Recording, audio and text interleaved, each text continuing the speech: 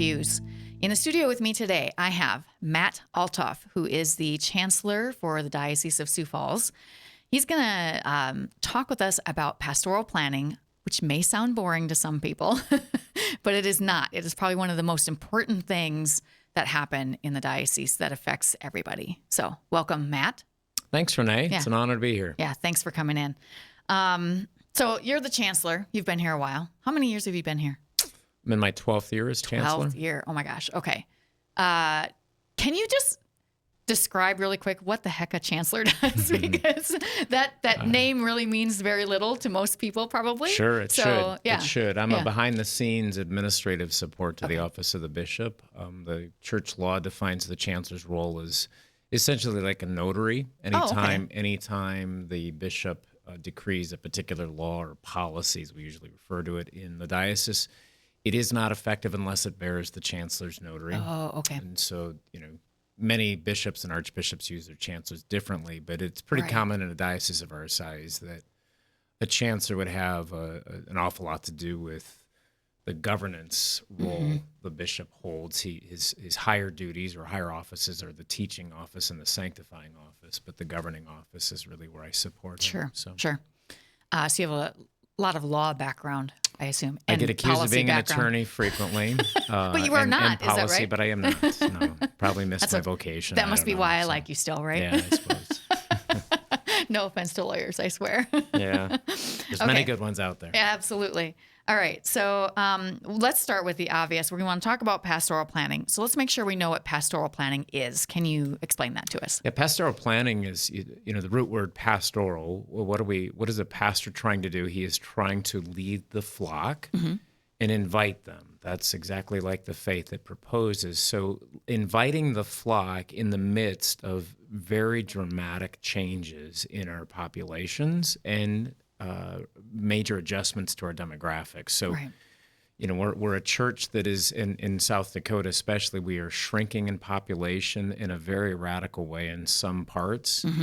We are radically growing in other parts. Yeah. And in those areas where we are shrinking in population, we are also graying. We are getting older. Sure. So we don't find all generations equally distributed or represented in some of those communities. So pastoral planning is a way to say, how do we invite in a pastoral way to if you will, reconfigure ourselves so as to try to foster a vibrant faith community. A parish is vibrant when all the sacraments are celebrated regularly. Right. A parish is vibrant when you have all generations actively learning and then passing on the faith. As an example. So, that's kind of idealistic language. Right. There is a reality that, you do have to just simply manage, your limited resources. One critical sort of inspiration in addition to the decline in population, of course, is that it takes a priest to have a parish. We are a sacramental church. And so you also have, as a bishop, a challenge with saying, I've only have so many priests, and how do I distribute those in ways that doesn't kill them? We don't keep parishes open strictly on the backs of a priest who's strung out. Yeah, that's tough. We have a big diocese, and it's a rural diocese, so that can put a lot of pressure on priests. And you have a very different challenge in our rural communities. I want to be very clear. Some of our major churches in the church in Chicago, for example, you couldn't go 2 blocks without running into a Catholic church at one time. Right. Well, they were having the same radical changes in their parish registrations. But absolutely what we have is an awful lot of land and sort of Jeffersonian. We're land rich and very cash poor, people poor. Thomas Jefferson infamously died that way. So, we are very dependent in the Diocese of Sioux Falls on the automobile. Right. And I don't think that's a profound statement. I just think it is a reality that you have strict limits and severe challenges to economies when you're going to link parishes because there's a law of diminishing return if the parish is 30 miles away versus 50 miles away. Those 20 miles makes a big difference for a father if he's trying to commute. Yeah, especially in the winter. We do have winters here that are quite terrible sometimes. So what is the state of the diocese currently as far as our priests go? where are we? We have 84 priests who are currently serving in assigned ministry. What to compare that to, I'm not sure, Right. other than last year. And I think a better statistic might be to say in the last 10 years, what have we averaged for the total number of seminarians or being ordained into the priesthood? Because, the discernment process is authentic. It's between that seminarian with the help of others and God. And so we don't in any way say a seminarian equals a priest. That is not the case. Right. So we just look back at historical data to say what's our average number of ordinations. And then we look forward when we know, because priests are afforded the opportunity to retire. So we base, our demographic study and looking at when are they expected to retire. And what we know today is that 84 is not subject to stay. It is actually subject to decrease. Right. So our retirements will outpace our ordinations, our historical ordination rates. And so the windshield approach that a bishop must take, he has to be prepared for that reality. Right. Yeah, we have to actually plan for that, which is where pastoral planning comes from. Yeah. So you have to look at where you are, what you think is going to happen, and say, okay, well, we have to figure out how to make this work. Yeah. And not close obviously you can't close every parish, but you've got to like strategically figure out, okay, where do we go? And that's what all that is about. The priests have a lot of input into that pastoral planning, right? I think ultimately, we all do. Let's put it this way. I think baptism gives us all a privileged opportunity for input. And I say that, and again, this is overly optimistic perhaps, but we have on our hearts, as a result of the graces of promised in baptism, an obligation to pass on the faith. And so if the goal of pastoral planning is to continually recreate vibrant faith communities, we all have a voice in this. We all have an opportunity to contribute to our time, our talents, our treasures, to become involved, to take inspiration and encourage faith formation opportunities or service, works of service, corporal works of mercy, sort of activities that are traditional and time tested in terms of a vibrant parish community. So, that's the first thing I try to emphasize when I'm involved. And, it's very common. We seek input from the laity. We have public meetings and things like that. And I try to emphasize that. I think it's real that the parishes that are more vibrant tend to have more ushers, more lectors, more altar servers, choirs rather than cantors. The parishes that are more vibrant tend to have more opportunities for service and also then, the fish fries and the stations and some of the devotions that are carried out. The more of those sort of activities that we see, those are, again, signs of life in the parish. And usually, although there are certainly seminarians come out of very small parishes, but usually those more vibrant parishes are where more seminarians will come out, probably on average. I think a vibrant parish, absolutely, a huge indicator would be vocations, not only to ordained ministry, but also to consecrated life. And why is that? I think ultimately they have been, why is first and foremost because God placed it on their heart. That's the vocation they were given at birth or at conception. But I think a vibrant community also invites young persons to be exposed and to be immersed in a more enmeshed Catholic culture, within it. So they see, consecrated life not as this distant, far-off concept, but they hearken it to say, wow, I just really appreciated Sister Mary in my life, or Father John was just a wonderful presence in my life because I had so many encounters with him that helped that young person realize that's a very attractive lifestyle. They're so joy-filled. Right. They seem happy. They seemed authentic. Whatever those things, those impressions that are left on a young person's heart, we see in vibrant parishes, that's where you tend to find a disproportionate number of vocations coming. Right. So I was going to save this question for later, but I really want to make sure it gets answered because I think I've heard this question often. A lot of us Catholics think that, okay, well, we just need more priests. But what you just articulated there is that you get more priests by having a more vibrant parish, and having a more vibrant parish is up to us. And obviously, there's more to it than just getting more priests.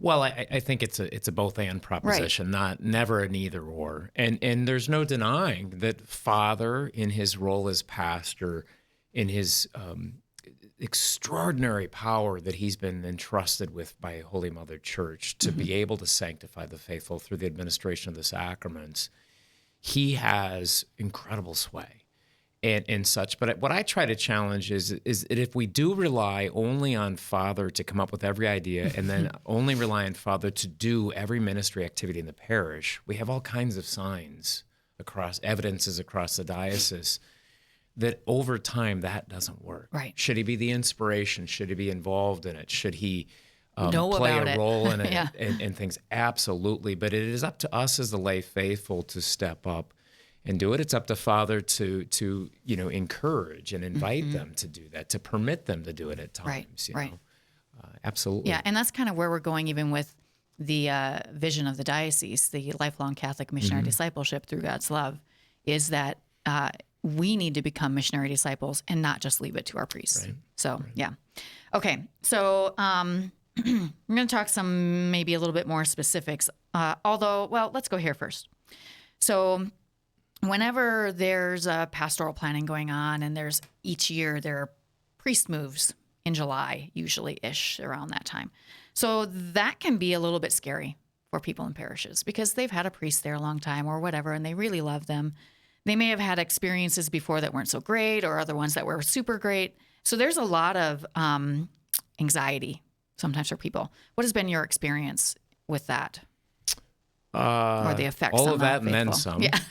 So I think I have grown over my years of observing it and trying to help priests in the transition. That's obviously where my point of contact is going to be more typically. Change is hard for everybody, so disruption to normative behaviors. Now, if change involves we're no longer having Sunday Mass in this church building where I have come to encounter our Lord through the regular reception of the sacraments and the weekly celebration of Mass, that's super hard. Right. And there's a grief, absolutely a grief. Encounters with our Lord leave an impression that are indelible on us, and we as church need to always be respectful of that. Now, you can encounter the Lord anywhere we go. Right.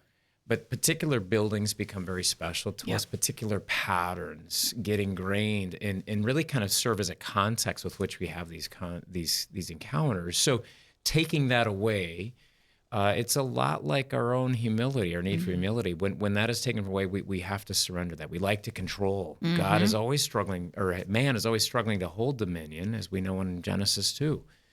And so that's a large part of it, and that just takes time for persons. But if it means, the other things that'll happen in this process is that parishes will share in the scheduling of masses. When Father has more than one parish, each of those parishes have to share Father. So Sunday Mass schedule becomes a point. We have changes in the linkages. So then this creates a whole new set of conventions of we have to figure out how Father can be at the two places in an equitable, just way of time. So those things all lead to changes. So what is the one constant in that is change. I would want to represent there is truth in the adjustment to a new priest, a new pastor, a new pattern is hard for the laity. The adjustment to new surroundings for Father is a challenge too. He makes friends. Yep. He makes he too finds sojourners, that are like-minded and have helped encourage him and inspired him to persevere in the faith. And when he's asked by the swipe of a pen, notarized by the Chancellor, the bishop says, I want you to go somewhere else. He has to sever those relationships, at least, in a more convenient way. Now distance is introduced to those relationships. And he has to go make new friends. And that's hard as we know ourselves to become more and more creatures of habit. With age, I find many of the pastors have expressed to me that every subsequent transition is harder in that regard. Really? And stuff. So that's the human toll that it takes on priests. But it is just my conclusion is that change is the constant, and so we just do all we can to encourage people to be joy-filled, trust God is with us in those, and to keep our prize on Him not his church. Yeah, The for church is sure. a vessel. For sure. So on that kind of thought process, it's kind of like for priests, it's like moving to a new town every Totally. 5 or 10 years, and I don't like moving to a new town. So what should It might happen a little more often with Bishop DeGrood. So Oh, there were boy. 41 moves last year. That's so, true. Yeah. So what can parishioners do in the midst of major changes like that in their parish? What are some things you recommend? Especially, for instance, there are some changes going on for several parishes in our diocese currently that are from the 2014 pastoral planning. So how can parishioners enter into that? And what are the things they should be doing to make things as good as possible? At every moment that a change is imposed upon me, I think we have a decision as humans to make. We can decide to get upset. You move my cheese. Or we can ask ourselves in humility, where's God in all this? And then clamor to God. Walk with me. I'm despairing. I don't like this change. Right.